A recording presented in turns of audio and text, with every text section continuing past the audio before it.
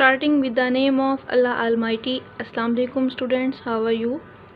Second year physics का जो topic हमने प्रीवियस लेक्चर में डिस्कस किया था, resistivity and dependence upon temperature, उस टॉपिक का जो फर्स्ट पोर्शन था वो तो हमने डिस्कस कर लिया था। अब हम सेकंड पोर्शन डिस्कस करेंगे, effect of temperature on resistivity, के जो रेजिस्टिविटी है उसका टेम्परेचर पर क्या असर है। तो इस टॉपिक को स्टार्ट करने से पहले बुक का पैराग्राफ आप लाजमी लिखेंगे और उसको आप रीड आउट भी करेंगे।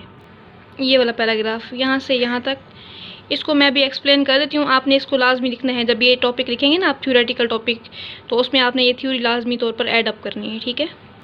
तो स्टार्ट करते हैं। यहाँ पर जनाब वो कहता है जो कंडक्टर की गुड एग्जांपल हैं वो कॉपर भी और सिल्वर भी है। हम यहाँ पर डिस्कस करेंगे कॉपर को। तो कहता है जो टेम्परेचर है वो डायरेक्टली प्रोपोर्शनल है रेजिस्टिविटी के, और जो टेम्परेचर है वो डायरेक्टली प्रोपोर्शनल है रेजिस्टेंस के। यानी कि टेम्परेचर जो है रेजिस्टेंस और रेजिस्टिविटी दोनों के क्या है, डायरेक्टली प्रोपोर्शनल है। तो कॉपर को डिस्कस करना है तो हमने उसके लिए एक ग्राफ बनाना है। आपकी बुक में भी ग्राफ बना हुआ है, तो आपने लाजमी तौर पर इस क्वेश्चन में भी ग्राफ बनाना है। ये ग्राफ बनाना है आपके पास। इसमें कहता है कि कॉपर को अगर हम इस ग्राफ में देखें तो क्या होगा, जिस तरह से टेम्परेचर इंक्रीज़ होगा तो रेजिस्टिविटी भी लीनियरली इंक्रीज़ होगी। बिकॉज अभी आपने ऊपर दो रिलेशन लिखे हैं कि जो टेम्परेचर है वो रेजिस्टिविटी के डायरेक्टली प्रोपोर्शनल है, टेम्परेचर रेजिस्टेंस के भी क्या है, डायरेक्टली प्रोपोर्शनल है। तो इस ग्राफ में भी यही कह रहा है कि वाई एक्सिस में आपके पास जो है वो रेजिस्टिविटी है, एक्स एक्सिस पर आपके पास जो है वो टेम्परेचर है। अगर आप टेम्परेचर को बढ़ाते हैं तो रेजिस्टिविटी भी ऑटोमेटिकली इंक्रीज़ होगी। अगर आप टेम्परेचर को कम करते हैं तो रेजिस्टिविटी भी क्या होगी, कम होगी।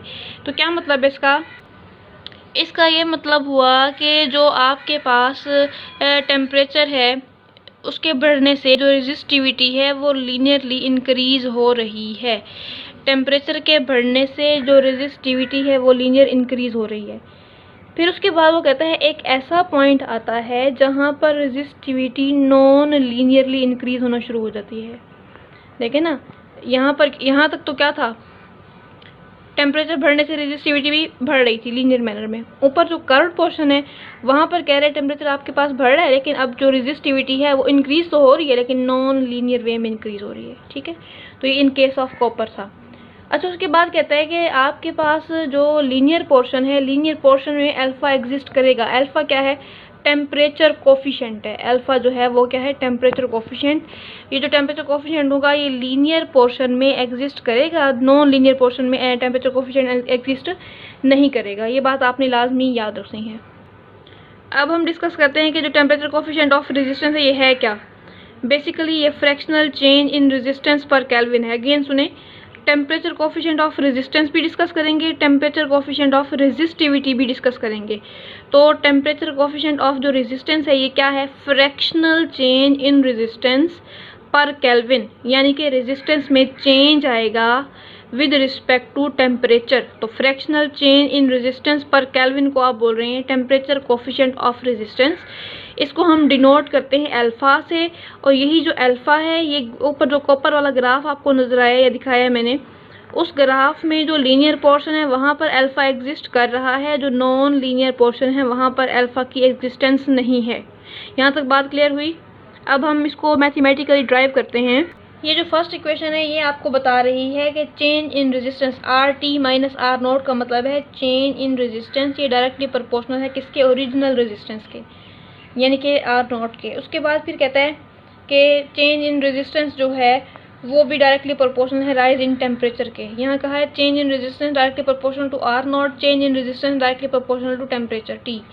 आर टी क्या है, resistance at T degree Celsius, resistance at 0 degree Celsius, resistance of conductor at T degree Celsius, resistance of conductor at 0 degree Celsius. यहाँ तक बात समझ आई है। लेफ्ट हैंड साइड दोनों की इक्वल है तो इस इक्वेशन को हमने अरेंज किया। इक्वेशन अरेंज होकर बनी R T minus R naught directly proportional to R naught T. अच्छा, अब इक्वेशन नंबर 4 क्या बनी, R T minus R naught equal to alpha R naught T. आप अच्छी तरह जानते हैं जब भी हम प्रोपोर्शनैलिटी को ख़त्म करते हैं तो वहाँ पर इक्वल के साथ आपके पास एक कांस्टेंट आता है। जो हमारे पास यहाँ कांस्टेंट आया है वो जो कांस्टेंट है वो वही है टेम्परेचर कोफिशिएंट ऑफ रेजिस्टेंस, जिसको आप डिनोट करते हैं आर से। इस इक्वेशन को अरेंज किया तो आपको अल्फ़ा की प्रॉपर वैल्यू मिली, alpha equal R T minus R naught divided by R naught T. अभी आपने यही कहा था fractional change in resistance per kelvin, ये कहा था ना आपने, fractional change in resistance per kelvin, इसको आपने कहा था अल्फा। अच्छा, यहाँ तक बात क्लियर हुई। ये तो हमने पढ़ा टेम्परेचर कोफिशिएंट ऑफ रेजिस्टेंस, मैंने आपको अभी बताया हम टेम्परेचर कोफिशिएंट ऑफ रेजिस्टिविटी भी पढ़ेंगे, कोई फ़र्क नहीं है, दोनों सेम है। वहाँ आपने कहा था fractional change in resistance per kelvin, यहाँ पर आप कहोगे फ्रैक्शनल चेंज इन रेजिस्टिविटी पर केल्विन। क्या कहोगे? फ्रैक्शनल चेंज इन रेजिस्टिविटी पर केल्विन। जिस तरह आपने उसका रिलेशन ड्राइव किया, वहाँ लिखा था आपने R T minus R naught directly proportional to R naught, फिर लिखा था R T minus R naught directly proportional to T, आप यहाँ भी लिख सकते हैं rho T minus rho naught directly proportional to rho naught, फिर लिखोगे rho T minus rho naught directly proportional to T. उसके बाद इस तरह इक्वेशन को आप अरेंज करेंगे। चॉइस इज योर्स कि आप लिखना चाहते हैं या नहीं, ठीक है। अगर शॉर्ट में आएगा तो लाजमी आप इसकी डेफिनेशन के साथ ये रिलेशन जो है ये ड्राइव कीजिएगा। तो रिलेशन क्या बना? Alpha equal rho T minus rho naught divided by rho naught T. ये दोनों जो हैं रिलेशन आपके सामने हैं। अगर हम टेम्परेचर कोफिशिएंट ऑफ रेजिस्टेंस के यूनिट की बात करें as well as temperature coefficient of resistivity के यूनिट की बात करें, तो दोनों का जो यूनिट है वो सेम है, और वो यूनिट क्या है? पर केल्विन। दोनों का यूनिट सेम है, यूनिट क्या है? पर केल्विन। चेंज इन रेजिस्टेंस का यूनिट होगा ओम, इसका भी रेजिस्टेंस का यूनिट क्या होगा? ओम।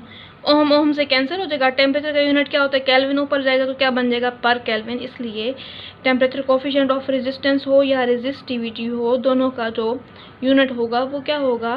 पर केल्विन। अब जनाब यहाँ पर ये बात करता है कि जो टेम्परेचर कोफिशिएंट ऑफ रेजिस्टेंस है वो पॉजिटिव भी हो सकता है, वो नेगेटिव भी हो सकता है। अब आपको ये पता होना चाहिए कि कब पॉजिटिव होगा और कब नेगेटिव होगा। तो always remember that temperature coefficient of resistance positive होगा फॉर कंडक्टर्स जहाँ पर रेजिस्टेंस जो है वो डायरेक्टली प्रोपोर्शनल है टेम्परेचर के। क्या बताया? जो टेम्परेचर कोफिशिएंट ऑफ रेजिस्टेंस है ये क्या होगा? पॉजिटिव होगा कंडक्टर के लिए जहाँ पर रेजिस्टेंस जो है वो टेम्परेचर के डायरेक्टली प्रोपोर्शनल है। Similarly temperature coefficient of resistance negative होगा for semiconductor. Temperature coefficient of resistance क्या होगा? नेगेटिव होगा फॉर सेमीकंडक्टर जहाँ पर रेजिस्टेंस जो है वो इन्वर्सली प्रोपोर्शनल है किसके? टेम्परेचर के। ये आपको टेबल दिया हुआ है, आपने जो है इसमें ना इसकी वैल्यू याद करनी है। देखिए ज़रा गौर से, silver, copper, gold, aluminium, tungsten, iron, platinum, mercury, nichrome, ठीक है, इनके लिए जो ये अल्फ़ा है उन सब की वैल्यू पॉजिटिव है। मुझे नज़र आ रही है, आई थिंक सो आपको भी नज़र आ रहा होगा। ये देखें, ये सारी वैल्यू पॉजिटिव हैं सिल्वर से लेकर नाइक्रोम तक। तो मतलब क्या हुआ? ये सारे के सारे क्या हैं? कंडक्टर हैं। यहाँ पर रेजिस्टेंस जो है वो टेम्परेचर के डायरेक्टली प्रोपोर्शनल है। इसी तरह जो आपके पास कार्बन है, जर्मेनियम है, सिलिकॉन है, ये क्या हैं? ये सेमीकंडक्टर हैं। और सेमीकंडक्टर के लिए जो आपके पास अल्फ़ा की वैल्यू है आपको नज़र आ रही है वो माइनस है। कार्बन के लिए, जर्मेनियम के लिए और सिलिकॉन के लिए जो अल्फ़ा की वैल्यू है वो क्या नज़र आ रही है? वो माइनस नज़र आ रही है। तो ये एमसीक्यूज़ में आ सकता है।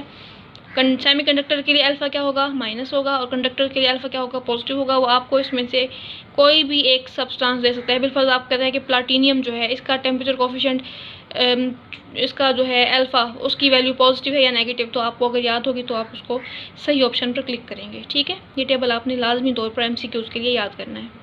यहाँ पर आपको दो ग्राफ नज़र आ रहे हैं। ऊपर भी आपने एक ग्राफ डिस्कस किया है।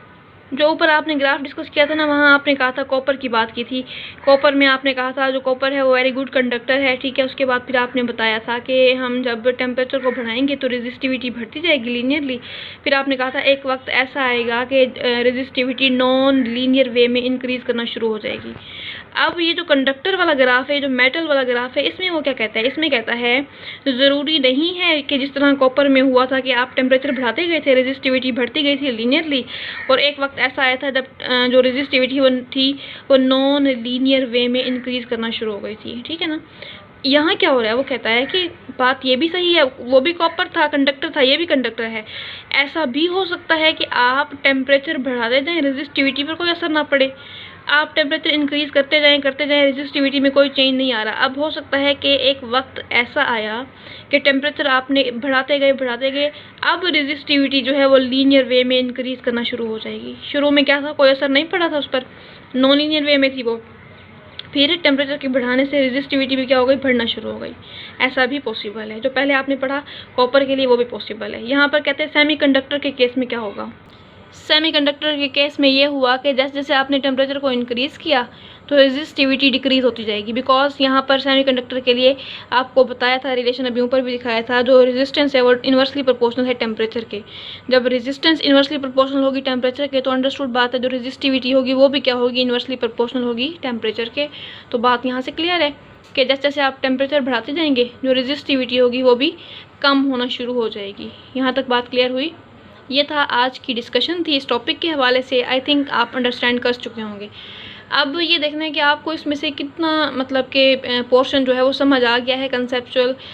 और इसके लिए फिर हम ना मैंने 2 से 3 MCQs जो हैं वो लिखे हैं, तो उस पर बात करते हैं। आई थिंक कि आप उसका करेक्ट आंसर आपको भी समझ आ जाएगी।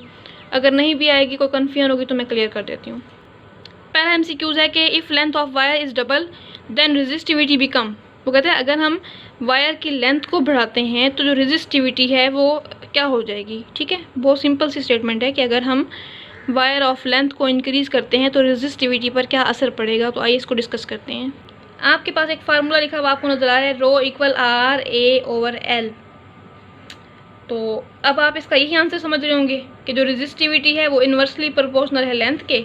अगर आप लेंथ बढ़ा रहे हैं तो जो रेजिस्टिविटी है वो कम हो जाएगी। आई थिंक सो तकरीबन आप लोगों में से यही सोच रहे होंगे।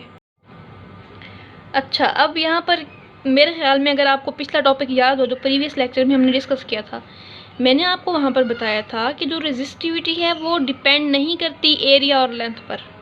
शायद आपको याद हो, रेजिस्टिविटी एरिया और लेंथ पर डिपेंड नहीं करती। तो सवाल ये पैदा हुआ कि जो रेजिस्टिविटी है वो डिपेंड किस पर करती है। जी, ये भी बताया था, जो रेजिस्टिविटी है वो डिपेंड्स करेगी टेम्परेचर पर या नेचर ऑफ मटेरियल पर।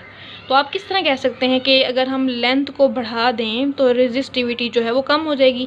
बिकॉज रिलेशन में आपको नज़र आ रहा है दोनों इन्वर्सली हैं। तो ये आप 100% गलत बात करेंगे। जो रेजिस्टिविटी है वो डिपेंड करती है टेम्परेचर पर और नेचर ऑफ मटेरियल पर, not depend upon area and length.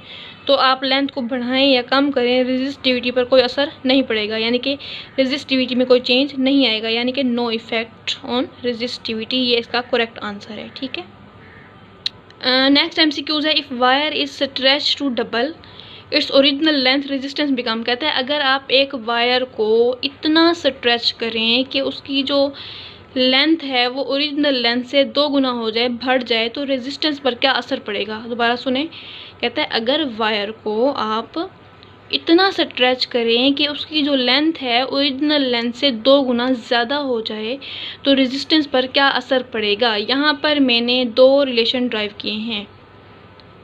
तो अब आपने ये चूज़ करना है कि कौन सा रिलेशन करेक्ट है, ये वाला या ये वाला। पहले हम इसको डिस्कस करते हैं, फिर हम इसकी तरफ आते हैं। जी जनाब, फार्मूला दोनों का सेम लिखा हुआ है, R इक्वल रो L/A।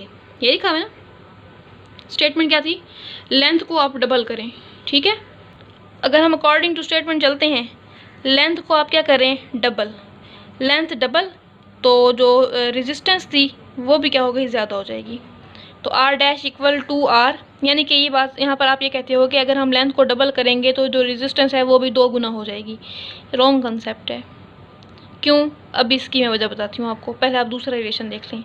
यहाँ पर आपने क्या किया, यहाँ पर आपने ये किया कि आपने लेंथ को डबल किया अकॉर्डिंग टू गिवन स्टेटमेंट। ठीक है, चलो यहाँ तक तो बात समझ आ गई। फिर आपने फ़ौरन से ये कहा कि जो रो L/A है वो R के बराबर है। यहाँ पर 2 टाइम्स आ गया। आपने कहा लेंथ को डबल करने से जो हमारी रेजिस्टेंस है वो भी 2 गुना हो गई। तो ये कंसेप्ट आपका 100% रॉन्ग है। क्यों, अभी आपको मैं दूसरा रिलेशन ड्राइव दिखाती हूँ, डेरिवेशन जो उसकी की हुई है मैंने, फिर आप बताएंगे कि कौन सा करेक्ट ऑप्शन है। रिलेशन ये भी वही है, R इक्वल रो L/A। जी जनाब, अकॉर्डिंग टू गिवन स्टेटमेंट चलें। यहाँ पर उसने क्या किया, लेंथ को डबल किया, तो एरिया क्यों हाफ हो गया, why. The reason is that wire को आपने स्ट्रेच किया, लेंथ इंक्रीज़ हुई तो अंडरस्टूड बात है एरिया कम हो जाएगा। लेंथ आपने बढ़ाई तो अंडरस्टूड बात है एरिया क्या हो गया, कम। मेरे ख्याल में फ़र्क आपको यहीं से समझ आ गया, इस इक्वेशन में और उस इक्वेशन में। वहाँ पर आपने एरिया को छेड़ा ही नहीं है, वहाँ पर आपने एरिया पर बात ही नहीं की, जो कि बहुत गलत किया आपने। जाहिर सी बात है जब आप लेंथ को डबल करेंगे तो एरिया तो कम होगा ना। फिर क्या हुआ, आर डैश इक्वल रो, ये 2 ऊपर चला गया, ये हो जाएगा 4L/A, यहाँ से हो जाएगा are dash equal 4 row L/A, यानी कि जो रेजिस्टेंस है वो 4 टाइम इंक्रीज़ हो गई। ठीक है, उसमें आपने क्या कहा था, उसमें आपने कहा रेजिस्टेंस 2 टाइम इंक्रीज़ हुई, यहाँ पर आप कह रहे हो रेजिस्टेंस 4 टाइम इंक्रीज़ हुई। फ़र्क क्या है, फ़र्क ये है उसमें आपने एरिया की बात ही नहीं की थी, लेकिन यहाँ आप एरिया को साथ लेकर चलें और एरिया लाजमी तौर पर एरिया में चेंज आएगा। अगर आपने लेंथ को 2 गुना बढ़ाया तो एरिया लाजमी तौर पर क्या हो जाएगा, कम हो जाएगा। तो करेक्ट आंसर इसका क्या है, जो रेजिस्टेंस है वो 4 टाइम इंक्रीज़ होगी जब हम लेंथ को वायर को स्ट्रेच करेंगे और उसकी लंबाई पहले की निस्बत 2 गुना हो जाएगी, तो जो रेजिस्टेंस है वो 4 गुना हो जाएगी। ठीक है, आई थिंक ये भी एमसीक्यूज़ आपको समझ आ गया। अच्छा, अब ना ये मैंने बस आप लोगों की आसानी के लिए ना की पॉइंट समझ लें ये बनाए, ताकि अगर इस तरह के कोई भी एमसीक्यूज़ आए तो आप कंफ्यूज ना हो जाएं। रिलेशन वही है कि आर इक्वल रो L/A। कहते हैं अगर आप वायर को स्ट्रेच करते हो, अगर आप वायर को स्ट्रेच करते हो, उसकी जो लंबाई है उसमें चेंज आएगा, यानी कि इंक्रीज़ होगी। वायर को आपने स्ट्रेच किया, लंबाई मतलब कि बढ़ी, तो उससे रेजिस्टेंस पर क्या असर हुआ। तो जो अभी आपने रिलेशन ड्राइव किया ना ये वाला, इस रिलेशन में आपने क्या किया, आपने कहा कि जो लेंथ है वो 2 गुना हो गई, तो उससे जो आपने रिजल्ट निकाला था वो रेजिस्टेंस 2 टाइम्स हो गई थी, ये निकाला था ना। अब यहाँ पर है वो कहते हैं अगर आपने लेंथ को बढ़ाया, n का मतलब 1 गुना, 2 गुना, 3 गुना, 4 गुना, चॉइसेस जो आपने जितना मर्जी बढ़ाया, तो रेजिस्टेंस पर क्या असर होगा, रेजिस्टेंस n² हो जाएगी। यानी कि आप बिलफर्ज आप जो लेंथ है वो 2 टाइम्स इंक्रीज़ कर रहे हैं, तो जो रेजिस्टेंस है वो 4 टाइम इंक्रीज़ होगी। समझ आइए बात की, अगर आप लेंथ जो है वो 4 टाइम इंक्रीज़ कर रहे हैं तो जो रेजिस्टेंस है वो 16 टाइम इंक्रीज़ हो जाएगी। ये तो बात हो गई किसकी, रेजिस्टेंस की। यानी कि अगर आप लेंथ बढ़ाएंगे तो रेजिस्टेंस पर क्या असर होगा, आप ये वाला जो है रिलेशन यूज़ करके आसानी से अपना आंसर फाइंड कर सकते हैं। इसी तरह अब हम बात करते हैं एरिया की। अगर आप एरिया को डिक्रीज़ करते हो n टाइम्स, n1 भी हो सकता है, n2 भी हो सकता है, 3 भी हो सकता है, कुछ भी हो सकता है, तो जो रेजिस्टेंस होगी वो n² टाइम इंक्रीज़ होगी। क्या बताया, या आप अगर एरिया को आप कम करते हो n टाइम, जो रेजिस्टेंस है वो n² टाइम इंक्रीज़ हो जाएगी। फॉर एग्ज़ाम्पल ऊपर भी आपने ये रिलेशन ड्राइव किया है, जहाँ पर एरिया जो था वो हाफ़ हो रहा था, तो जो आपकी मतलब कि रेजिस्टेंस थी वो बढ़ रही थी। तो यही बताया कि एरिया अगर हम हाफ़ करते हैं, हम कम करते हैं, हम n की जगह 1 2 3 कुछ भी पुट करते हैं, जो रेजिस्टेंस होगी वो n² टाइम इंक्रीज़ कर जाएगी। ठीक है, एरिया और अगर रेजिस्टेंस की बात करेगा तो आपने ये वाला रिलेशन यूज़ करना है। अगर वो आपसे बात करता है जनाब रेडियस की, तो फिर आप क्या करेंगे, यहाँ पर कह रहे हैं कि जो रेडियस है वो n टाइम डिक्रीज़ हो रहा है। रेडियस अगर n टाइम डिक्रीज़ हो रहा है तो रेजिस्टेंस पर क्या असर होगा, 4 टाइम, n की पावर 4 इंक्रीज़ हो जाएगी। रेडियस अगर n टाइम डिक्रीज़ हो रहा है, n मतलब 1 2 3 एंड सो ऑन, तो जो आपकी रेजिस्टेंस होगी वो n की पावर 4 टाइम इंक्रीज़ होगी। इसकी हम एग्जांपल ले लेते हैं कि अगर रेडियस को आपने 2 टाइम कम किया है, अगर आपने रेडियस को 2 टाइम कम किया है तो जो रेजिस्टेंस है वो 16 टाइम इंक्रीज़ हो जाएगी। ठीक है, ये सिर्फ आपको समझाने के लिए मैंने ना की पॉइंट लिखे थे, ताकि अगर आप MCQs आपके पास है तो आप कंफ्यूज ना हो, उसको आसानी से सॉल्व कर सकें। तो ये था आज की डिस्कशन, आज का टॉपिक ये कंप्लीट हुआ। ये very important for long question है, इसको आपने लिखना कैसे है प्रीवियस लेक्चर में भी बताया था और जितना आज पढ़ा है वो भी बताया है। तो जब आप ये लॉन्ग आएगा तो आपने जो प्रीवियस लेक्चर है, लेक्चर नंबर 20 और 21 दोनों को कंबाइन करके लिखना है। तो आप इसके नोट्स भी बना लीजिएगा, इसको बुक से भी आप रीड आउट कर लीजिएगा, इंशाल्लाह आपको समझ आ जाएगा। ठीक है, नेक्स्ट लेक्चर तक अपना ख्याल रखिएगा। अल्लाह हाफिज़।